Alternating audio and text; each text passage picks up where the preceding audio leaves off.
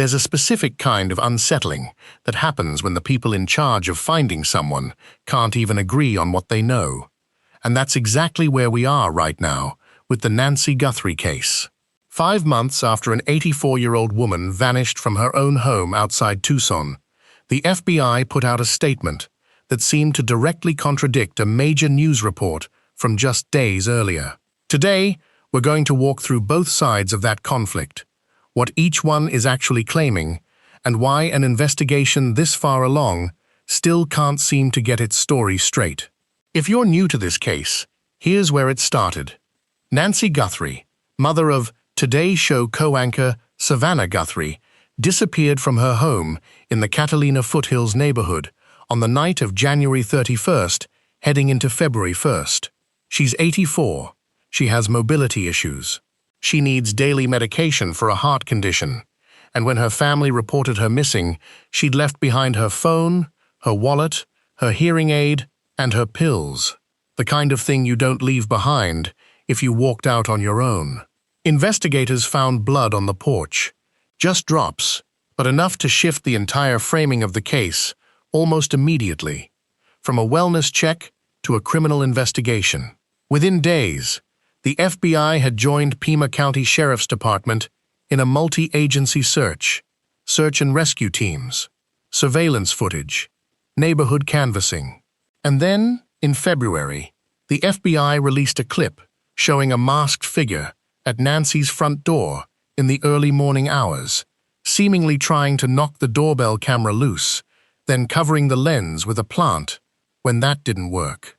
No name attached, no confirmed identity, just an image and a reward that would eventually climb past $1 million. That would have been the end of it for a while, a case moving quietly through forensics and tip lines, the way most of these do.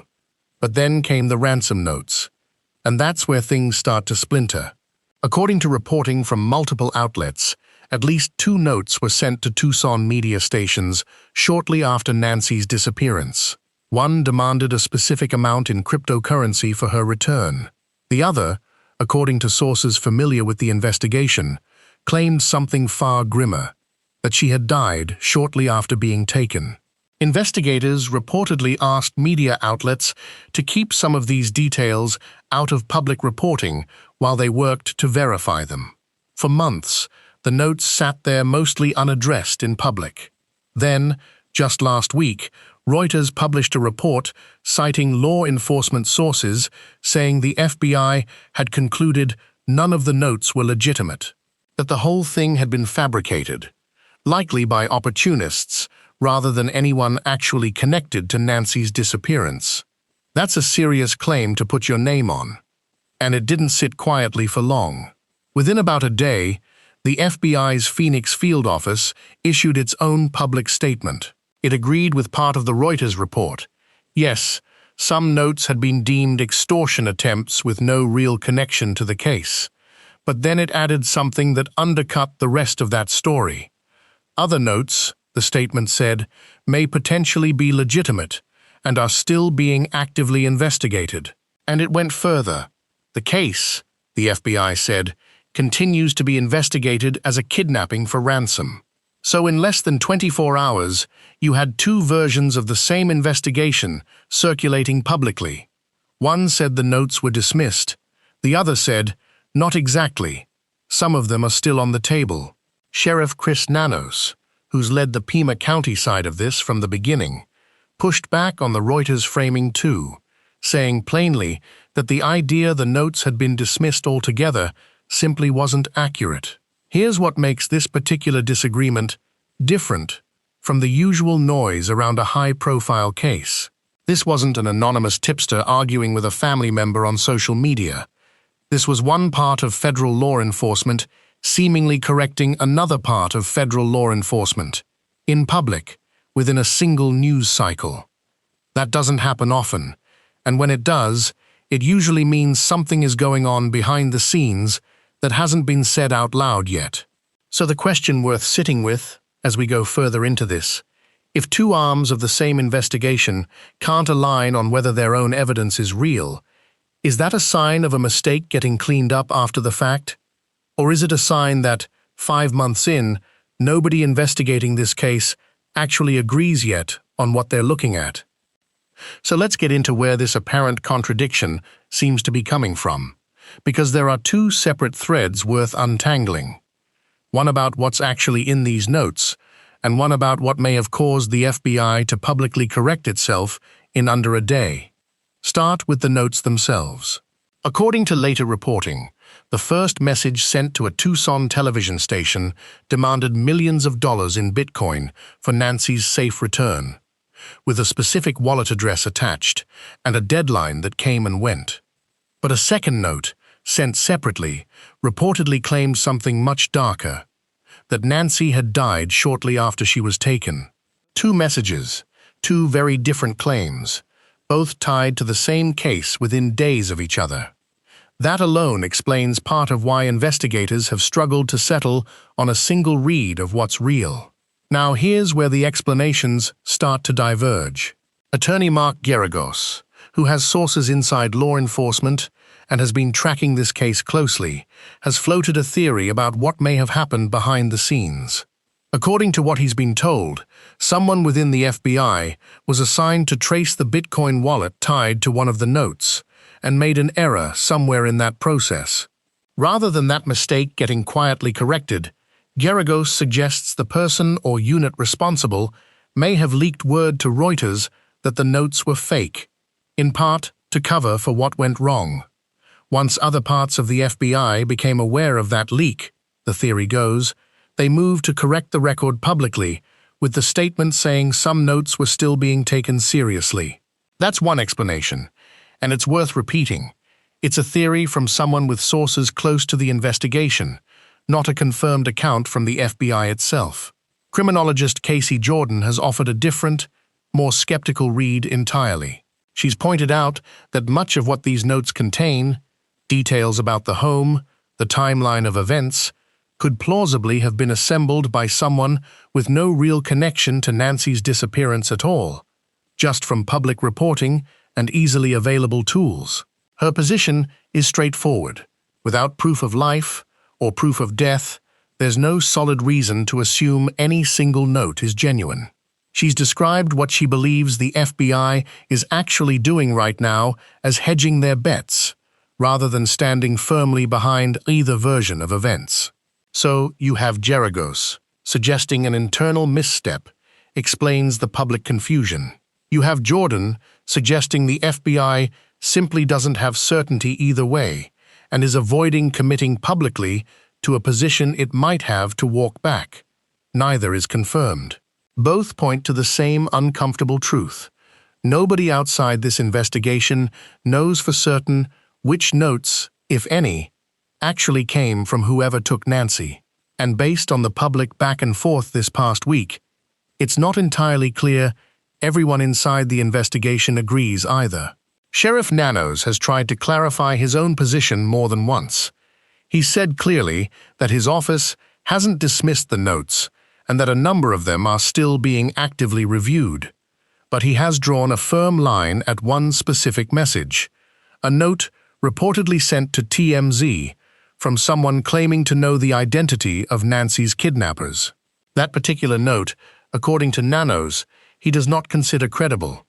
In the background, the DNA work has continued moving, slower than a lot of people following this case probably expected. Investigators have said the sample recovered from Nancy's home came from more than one person, meaning it has to be untangled before it's useful. Nanos has said publicly that separating those strands could take up to 6 months, and that as many as 5 labs around the country have been brought in to help, alongside a private lab in Florida that's handled part of the process before passing material to the FBI's own laboratory. Here's the part that's hard to sit with, no matter how many theories or statements come out. Savannah Guthrie has spoken publicly about this only once, in an interview with her friend and former Today co-host Hoda Kotb. She said, plainly, that her family still doesn't know anything. Not who took her mother, not why, not whether Nancy is even still alive. She talked about not being able to find peace without answers, about carrying that uncertainty every single day. And 5 months later, even with a public FBI statement, even with competing theories from an attorney and a criminologist, even with labs across the country working the DNA, that is still exactly where her family sits. Which brings us to the harder version of the question from before. If part of the FBI genuinely believed these notes were fabricated, and another part felt it necessary to publicly walk that back within 24 hours, somebody, somewhere, knows something the rest of us don't. So, was this a mistake that got quietly cleaned up in public, or is the truth simpler and more uncomfortable? That 5 months in, the people investigating this case still don't agree among themselves about what actually happened to Nancy Guthrie. One of the people who offered perhaps the clearest explanation for what we're seeing wasn't someone currently inside the investigation at all. It was retired FBI Supervisory Special Agent Steve Moore, who spent years working major federal cases and understands how these investigations operate from the inside. When Moore was asked about the apparent contradiction between the Reuters report and the FBI's public statement, he didn't immediately assume someone had lied. Instead, he pointed to something much more ordinary inside a large federal agency. According to Moore, different parts of the FBI don't always arrive at the same conclusion at the same time. The agents working a case in the field often have access to details, witness interviews, and evidence that people at headquarters may only know through reports and briefings. Information gets summarized. Interpretations evolve. And sometimes, especially during an active investigation, reasonable investigators simply disagree. Moore explained that if Reuters sources were speaking with officials in Washington while the public statement came from the Phoenix field office, it's entirely possible those two groups genuinely viewed the evidence differently. That may sound surprising from the outside, but inside a complex investigation, it's not unheard of. Investigators constantly test competing theories. They challenge one another's assumptions. They argue over what evidence means and what it doesn't mean. That process is often what strengthens a case before it ever reaches a courtroom. The unusual part wasn't necessarily that different opinions existed. The unusual part was that those differing opinions became public. Moore also pointed to something else that stood out to him. The FBI had remained largely silent for months. Despite intense public interest and constant speculation online, there had been very few official updates. Then, almost immediately after the Reuters article appeared, the Phoenix field office issued a statement clarifying that some Ransom communications were still being investigated and that the case remained a kidnapping for ransom investigation. That timing raises an obvious question. Why speak now? Moore believes the answer may be less about correcting the public and more about preserving the integrity of the investigation itself. When conflicting information reaches the public, it doesn't just create confusion for people following the case. It also affects victims' families, potential witnesses, and even the investigators themselves. If family members begin questioning what they're being told privately because they've read something different in the national press, investigators suddenly have another problem to manage. If witnesses think investigators have already dismissed certain evidence, they may decide information they have is no longer important. And if people responsible for the crime are watching the coverage, conflicting reports may influence how they respond. In other words, public messaging can become part of the investigation whether investigators want it to or not. There's another reason the FBI's statement deserves attention. It didn't simply address the ransom notes.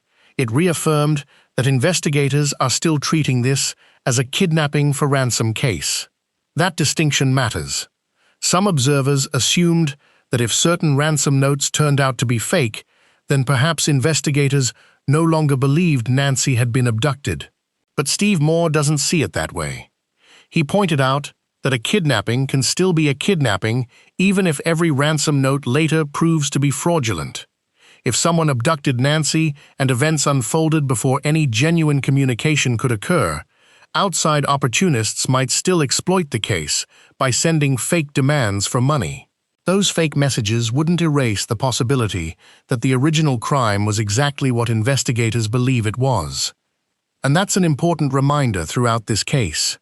Not every piece of evidence necessarily comes from the same person. Some communications may be genuine, some may be hoaxes. Some may have been created simply to take advantage of a desperate family searching for answers. Sorting those possibilities apart takes time. Meanwhile, investigators continue working another avenue that receives far less public attention but may ultimately prove far more significant than any ransom note. The DNA evidence. Sheriff Chris Nanos recently acknowledged that investigators are still working through multiple DNA samples recovered during the investigation. Rather than relying on a single laboratory, specialists across several facilities have been involved because separating mixed DNA profiles is an extremely technical process. In some cases, several people's DNA can exist on the same item. Before investigators can identify an unknown contributor, they first have to separate each individual profile. Only then can comparisons begin. Nanos also confirmed that investigative genetic genealogy remains part of the process. That technology has solved cases once considered impossible, but it rarely works overnight. Sometimes, investigators wait months before a meaningful family connection appears inside a genealogy database. Sometimes, it takes even longer. That reality may be frustrating for people following the case, but it's also a reminder that the absence of public updates doesn't necessarily mean the investigation has stopped moving. Much of the most important work now happens inside laboratories, behind computer screens, and in conversations the public never hears. And that brings us back to where we started. 5 months after Nancy Guthrie disappeared from her home, the central facts remain painfully unchanged. Her family still doesn't know where she is. Investigators still haven't identified a suspect. The ransom communications remain the subject of conflicting interpretations. The DNA analysis continues, and despite one of the largest rewards ever offered in a missing person investigation, the answer everyone wants has yet to emerge. It's easy to focus on the disagreement between news reports and official statements. It's easy to debate whether one theory seems more convincing than another. But perhaps the more important takeaway is this. The investigation is still active. The FBI has publicly said so. The Pima County Sheriff's Office has publicly said so. The forensic work is still underway, and investigators continue following leads, even if most of that work happens far from public view. Whether the conflicting reports reflect an internal disagreement, evolving evidence, or simply the difficulty of investigating a case with so many unanswered questions, one thing is clear.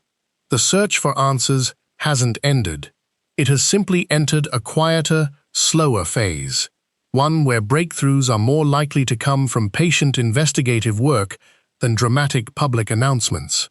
For Savannah Guthrie and her family, that quiet phase is perhaps the hardest part of all. Every day without answers is another day spent wondering what happened inside a home that should have been the safest place Nancy Guthrie knew. Until investigators can answer that question, the uncertainty remains. And perhaps that's the most unsettling part of this entire story. Not that different investigators may disagree, but that after months of searching, testing, interviewing, and analyzing evidence, the truth itself remains just out of reach. If you've been following the Nancy Guthrie case, I'd like to hear your thoughts. Do you think the conflicting messages simply reflect different investigators interpreting the same evidence? Or do you believe there's more happening behind the scenes than the public has been told? Share your perspective in the comments below. And if you found this breakdown helpful and want thoughtful, fact-based updates on this case and others like it, please consider subscribing. Thanks so much for watching, and I'll see you in the next one.